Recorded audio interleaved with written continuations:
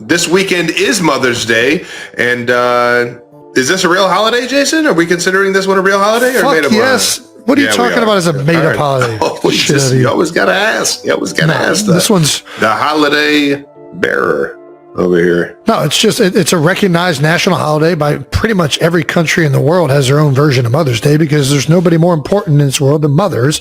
Nobody would be here without one. This is true. We'll see how much longer it's true. It probably isn't that too far down the road to their having kids born out of some of these synthetic wombs. You seen that, Mom? What do you think of synthetic wombs? Yeah.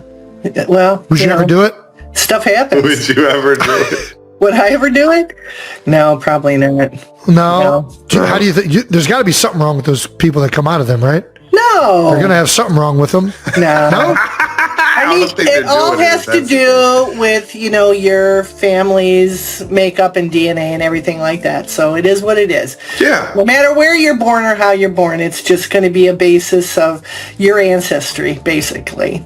I don't know sometimes if you're born next to a power plant, you can become a superhero. You can get superpowers. Yeah, O.J. Woodard. Yeah. Well, that might be true because we were born in North Ridgeville and there were a lot of cornfields, so there was a lot of pesticides going on there. Oh, nice. So maybe that's why you're a mutant. Cool. That's why Jason's arms look like that. Good for him.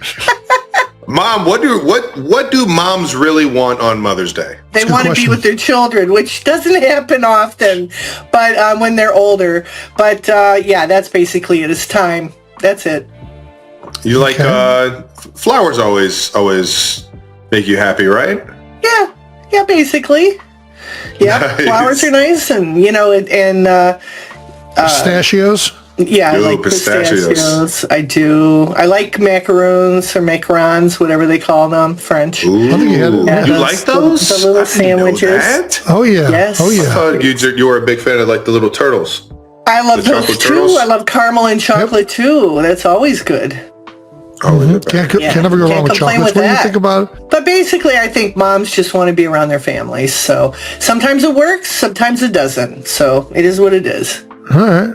Well, there you go. You have any fun trips coming up anytime soon, Mommy? I do. I'm headed to Mexico. Might try. Oh! Yes, going in July, and maybe some other trips. I'm not quite sure yet, but we'll let you know later on. So yeah, let me know. It might just magically appear. I don't like to tell everybody where I'm going, but I do like to just pop up on people. Oh, cool. So nice. Keep me in the loop. Yep, it's not super warm yet, so. But as soon as May happens, it starts getting a little toasty down here. So I understand not wanting to come. So it's a little warm. Yeah, might need to get you out of the toast and up to the fun parts of the spring and summer up in. I would like that. Up north, you know it. Where are you going to Mexico? I'm going with Shannon, her best friend, and I'm going with Lisa. So we're going to do a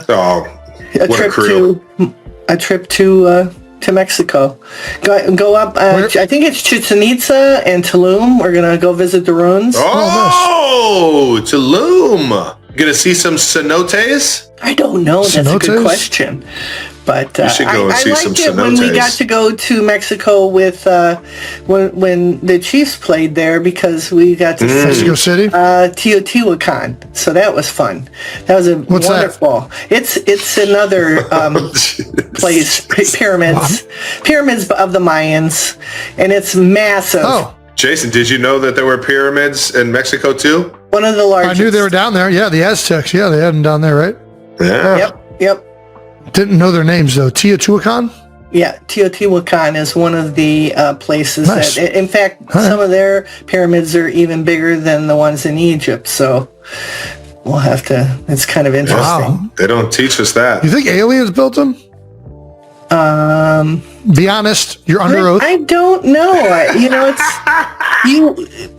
I just think it's too hard to make sure that everything fits so well. They had to have technology that was, passed down through the generations, or somebody came and helped them. So who knows? And that does it for new news. Jason, why don't we get to some parenting advice voicemails? Yeah, I mean, Brandon, can we? Which one should we pick? Some of these, or should we just start rolling through them? What do you think? Wait, were you asking? Was I supposed to answer? Oh shit! I said Brandon. My fault. You My should- Do you want to roll through them? Hey, Brandon. How you been? I've been good. Always happy to have you. All right, 1 through 5. Let me talk to your mom for a second. Go ahead. All right, first voicemail. Hi, my name is Stephanie. I am a mom of 2 boys, and I was Stephanie. just calling to see what words of encouragement would you give an 11-year-old and a 7-year-old boy to encourage them to try another sport besides. My kids love contact sports. They love lacrosse. They love tackle football. They like to wrestle. They like to box. Those are some good sports. We want them to try Back to box. baseball, to try basketball, but they're kind of like tunnel vision with contact sports. They love it. They can't get enough of it. So what are some I words like these guys a lot. I like these guys. They're our kind of guys. and 7-year-old boys to encourage them to try other sports?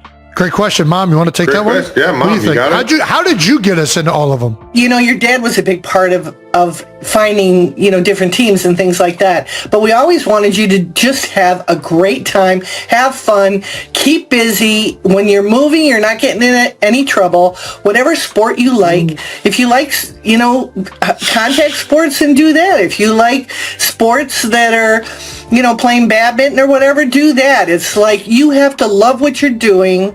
Otherwise, you're not going to want to play. Mommy, growing up, what was the one sport you loved watching us play the most, though? Like, what was the most exciting one Well, for obviously, you as a parent watching? Yeah.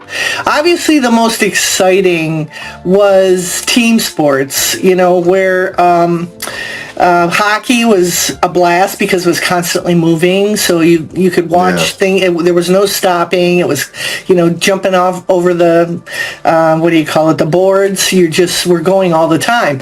So you were out there a lot. You always had to keep an eye on us, too, in case we were going to throw our cups at you. Yeah. Very true. But it was just, I loved doing that because I paid attention to you and I got to watch you grow and blossom in hockey. But I also liked baseball.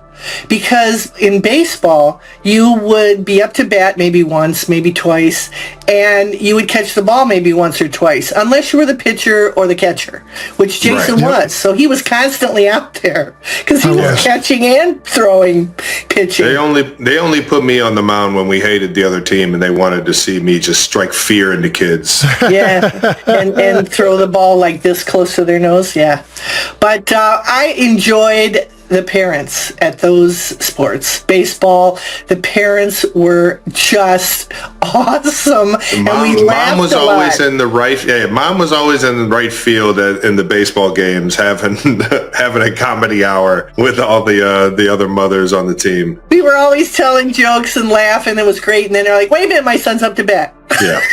Mom, what do you think is the key to getting kids to enjoy sports? What did you used to do to try and get us to have fun or get us into new activities? You were the ones that drove it. It wasn't us. You drove it. You said what you liked, what you wanted to do. If you wanted to be in a play, you were in a play. If you wanted to do swim cadets, you did swim cadets.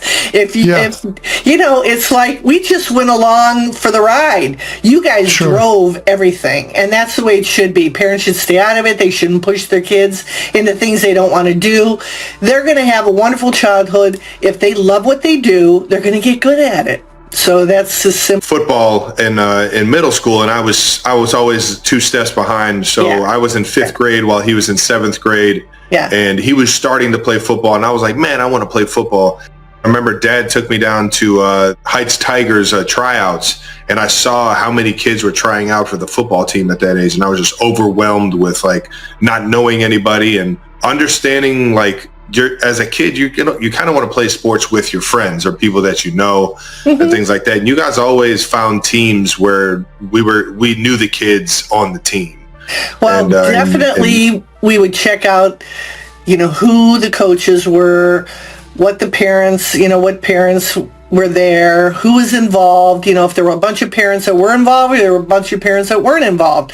It's really important, because as children grow up, they're not going to tell you anything. They're going to tell their friends stuff, and they're going to get to their friends' parents and talk to them. So I think you just want to surround your children with a huge group of individuals that are of like minds. So yeah. I remember I was in middle school, and I was playing for a new baseball team called CBA, Cleveland Baseball Academy. Yeah. And the academy was very respectable in the baseball community in Cleveland. And I thought that my talent was there, but it also said that I had to maintain a GPA of 3.0 to stay on the team.